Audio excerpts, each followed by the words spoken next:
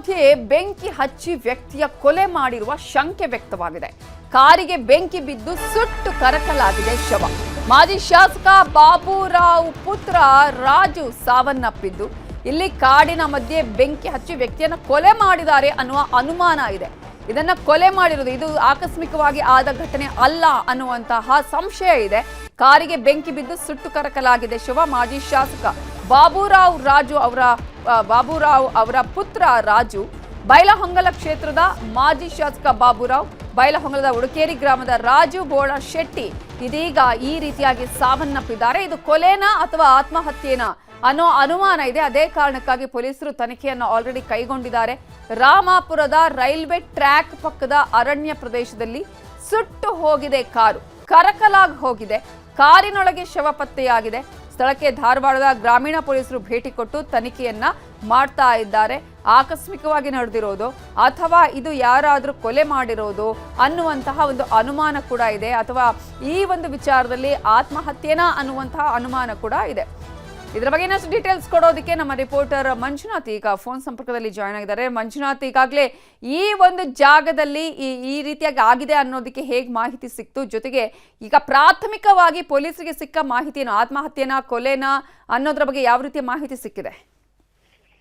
ಹೌದು ನೌಕಾಜನ್, ಈಗಾಗಲೇ ಬೈಲಹೊಂಗಲದ ಮಾಜಿ ಶಾಸಕರಾದಂತಹ ಬಾಬುರಾವ್ ಬೋಳಶೆಟ್ಟಿ ಅವರ ಮಗ ಕಾರಿನಲ್ಲಿ ಸುಟ್ಟು ಕರಕಲಾಗಿರುವ ಈಗ ಪತ್ತೆಯಾಗಿರುವ ಮೂಲಕ ಈಗಾಗಲೇ ಕೂಡ ಒಂದ್ ಕಡೆಯಿಂದ ಕೊಲೆ ಮಾಡಿರೋ ಸಂಖ್ಯೆ ಕೂಡ ವ್ಯಕ್ತ ಆಗ್ತಾ ಇದೆ. ಯಾಕಂತಂದ್ರೆ ಈಗಾಗಲೇ ಬೈಲಹೊಂಗಲದ ಉಡುಕೇರಿ ಗ್ರಾಮದ ನಿವಾಸಿಯಾಗಿರುವಂತ ಇವರು ಇಲ್ಲಿ ದಟ್ಟವಾದ ಕಾಡು, ಯಾಕಂತಂದ್ರೆ ಧಾರವಾಡ ತಾಲೂಕಿನ ಗಡಿಭಾಗದಲ್ಲಿ ಕಾಡಿನ ಅಂಚಿನಲ್ಲಿರುವಂತಹ ರಾಮಾಪುರ ಗ್ರಾಮದ ಹೊರವಲಯದಲ್ಲಿ ಈ ಒಂದು ಘಟನೆ ನಡೆದಿದೆ ಅಂತ ಹೇಳ್ಬೋದು. ಜಮೀನಿಗೆ ಬಂದಂತ ರೈತರು ಬೆಳಗಿನ ಜಾವ ಈ ಕಾರು ಸುಟ್ಟು ಕರಕಲಾದಂತ ನೋಡಿದಂತ ರೈತರು ಸ್ಥಳೀಯ ಪೊಲೀಸರಿಗೆ ಮಾಹಿತಿಯನ್ನ ನೀಡ್ತಾರೆ. ಮಾಹಿತಿ ಪಡೆದಂತ ಪೊಲೀಸರು ಸ್ಥಳಕ್ಕೆ ಬಂದಾಗಲೇ ಗೊತ್ತಾಗಿದ್ದು ಇಲ್ಲೊಂದು ಕಾರಿನಲ್ಲಿ ಒಬ್ಬರ ವ್ಯಕ್ತಿಯನ್ನ ಸುಟ್ಟಿರೋದು. ಆಮೇಲೆ ತನಿಖೆಯನ್ನ ಗ್ರಾಮೀಣ ಪೊಲೀಸರು ಕೈಗೊಂಡಿದ್ದಾರೆ. ಆದ್ರೆ ನಿರ್ಜನ ಪ್ರದೇಶ ಇರೋದ್ರಿಂದ ಏಕಾಏಕಿ ಕಾರನ್ನ ತೆಗೆದುಕೊಂಡು ಬಂದು ಇಲ್ಲಿ ಸುಟ್ಟಿದ್ದು ಕೂಡ ಒಂದ್ ಕಡೆ ಅನುಮಾನ ವ್ಯಕ್ತವಾಗಿದ್ದು ಪೊಲೀಸರು ಕೂಡ ತನಿಖೆಯನ್ನ ಕೈಗೊಂಡಿದ್ದಾರೆ ಅಂತ ಹೇಳ್ಬೋದು. ಅಂದ್ರೆ ಏನಾದ್ರು ಎಷ್ಟು ದಿನದಿಂದ ಕಾಣೆ ಆಗಿದ್ರು, ಕಾಣಿಸ್ತಾ ಇಲ್ಲ, ಆ ರೀತಿಯಾಗಿ ಏನಾದ್ರು ಇತ್ತಾ? ಹೇಗೆ ಏನಾದ್ರು ಕಂಪ್ಲೇಂಟ್ ಮೊದಲೇ ರಿಜಿಸ್ಟರ್ ಆಗಿತ್ತಾ ಈ ವಿಚಾರದಲ್ಲಿ?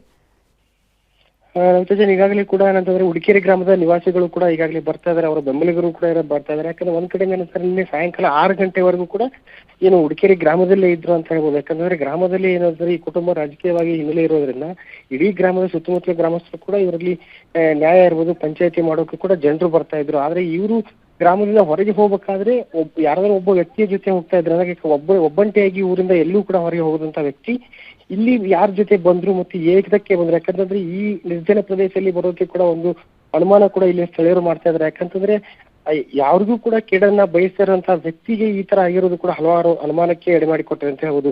ಆಯ್ತಾ, ಅಂದ್ರೆ ಏನಾದ್ರೂ ಸಾಲ ಇದ್ದಿದ್ದು ಅಥವಾ ಬೇರೆ ಏನಾದ್ರು ದ್ವೇಷ ಇದ್ದಿದ್ದು, ಆತ್ಮಹತ್ಯೆ ಮಾಡ್ಕೊಳ್ಳಿಕ್ಕೆ ಸಂಬಂಧಪಟ್ಟ ಹಾಗೆ ಏನಾದ್ರೂ ಕಾರಣಗಳು ಏನಾದ್ರೂ ಇತ್ತಾ, ಅಥವಾ ಯಾರ ತರದ ಏನಾದ್ರೂ ಹಂಚಿಕೊಂಡಿದ್ರಂತ ಅವರ ಆಪ್ತರ ಜೊತೆಗೆ ಅಂತ?